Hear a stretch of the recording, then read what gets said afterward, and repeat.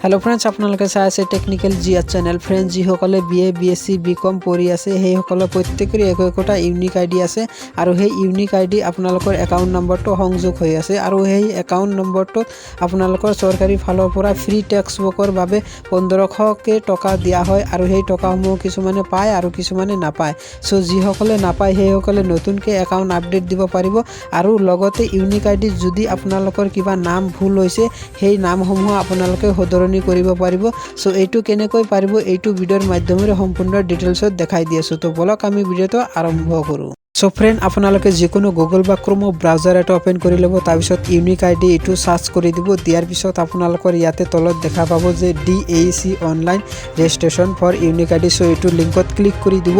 এটো লিংকত ক্লিক কৰাৰ পিছত আপোনালোকৰ এখন পেজ খোল খাব ইয়াতে দেখা পাইছে এনেকুৱা ধৰণৰ পেজ খোল খাব তাৰ পিছত ইয়াতে আপোনালোকে স্ক্ৰল কৰি দেখা পাব এটা লিংক আছে ইয়াতে মই দেখাই দি আছো ইয়াতে দেখা পাইছে student logging modification of submit so এটো লিংকত ক্লিক কৰি দিব দিয়াৰ পিছত আপোনালোকৰ এখন পেজ খোল খাব ইয়াতে দেখা পাইছে আপোনালোকে প্ৰথমতে ইয়াতে আপোনালোকৰ ইউনিক আইডি তাৰ পিছত ডেট অফ বাৰ্থ সো এটো বহাই সাইনিংত ক্লিক কৰি দিব মই ইয়াতে নিজৰ ইউনিক আইডি আৰু ডেট অফ বাৰ্থটো বহাই দিছো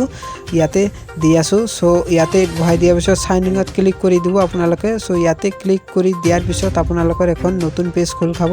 ইয়াতে দেখা পাইছে এনেকুৱা ধৰণে আপোনালোকৰ ডেস্কটপ কৰি লও আপোনালোকৰ দেখুৱাৰ বাবে সুবিধা হ'ব সো ইয়াতে আপোনালোকে প্ৰথমতে যেটো ইউনিক আইডি আপোনালোকৰ শো কৰিব তাৰ পিছত ইয়াতে একনলেজমেন্ট যেটো আছে ওপৰত মই দেখাই দি আছো ইয়াতে দেখা পাইছে এটো ক্লিক কৰি আপোনালোকৰ ইউনিক আইডি যেটো হয় এটো ডাউনলোড কৰি ল'ব পাৰিব সো এটো ডাউনলোড মোডত ক্লিক কৰি দিব দিয়াৰ পিছত আপোনালোকৰ যেটো ইউনিক আইডি পেজ হয় এটো এনেকুৱা ধৰণৰ শো কৰিব সো ইয়াতে আপোনালোকে নামবিলাক ভালদৰে চাই ল'ব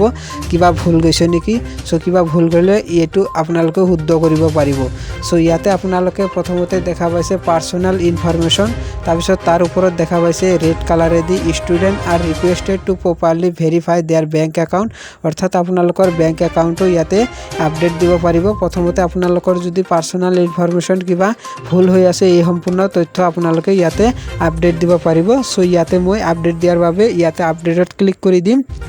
দিয়াৰ পিছত ইয়াতে আপোনালোকৰ যেটো নাম হয় ফাৰ্স্ট নাম সেকেন্ড নাম সো ইয়াতে মিডল নাম আছে আৰু লাষ্ট নাম তাৰ পিছত ফাদাৰ্স নাম মাদাৰ্স নাম date of birth mobile number email ID so category এই সম্পূৰ্ণ তথ্য আপোনালোকে চাই ইয়াতে তলত দেখা পাব এটা সেভ অপচন আছে এইটো আপোনালোকে সম্পূৰ্ণ চাই ল'ব তাৰ পিছত সেভ অপচনত ক্লিক কৰি দিব দিয়াৰ পিছত এইটো আপোনালোকৰ আপডেট হৈ যাব সো ইয়াতে এইটো কাম হৈ গল তাৰ পিছত আপোনালোকে আৰু দেখা পাইছে বেংক ডিটেইলছ সো এইটো আপডেটত ক্লিক কৰি দিব আপোনালোকে সো ইয়াতে ক্লিক কৰাৰ পিছত আপোনালোকৰ যেটো বেংক হয় এটো আপোনালোকে সম্পূৰ্ণ একাউণ্ট হোল্ডাৰ নাম যাৰ নামত একাউণ্টটো আছে তাৰ নামটো তাৰ পিছত একাউণ্ট নাম্বাৰটো তাৰ পিছত IFC কোড ইয়াতে বহাই দিব তাৰ পিছত ইয়াতে আপোনালোকৰ যেটো বেংক ব্ৰাঞ্চ হয় তাৰ পিছত ইয়াতে আপোনালোকৰ যেটো